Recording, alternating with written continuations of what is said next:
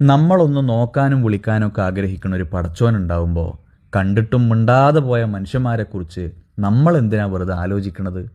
ചോദിക്കും തോറും ഇഷ്ടം കൂടുന്ന പടച്ചോനുണ്ടാവുമ്പോൾ ഇടക്കിടക്ക് ഓരോന്നിങ്ങനെ ചോദിക്കല്ലേ എന്ന് പറയുന്ന മനുഷ്യന്മാരെക്കുറിച്ച് നമ്മൾ എന്തിനാ സങ്കടപ്പെടുന്നത്? നിങ്ങൾ മനസ്സ് പറയണത് പോലും ഞാൻ കേട്ടോളാ എന്ന് പടച്ചോൻ പറയുമ്പോൾ ഉറക്കെ പറഞ്ഞാലും കേൾക്കാത്ത മനുഷ്യന്മാരെക്കുറിച്ച് ആലോചിച്ച് നമ്മൾ എന്തിനാ സമയം കളയണത്? ഓർത്താൽ പോലും സമാധാനം കിട്ടുന്ന പടച്ചോൻ കൂടെ ഉണ്ടാവുമ്പോൾ പുറകെ നടന്നാലും പരിഗണിക്കാത്ത മനുഷ്യന്മാരെക്കുറിച്ച് നമ്മൾ എന്തിനാ പരാതി പറയണത്? സങ്കടങ്ങളുണ്ടോ? ഞാൻ മാറ്റിത്തരാം.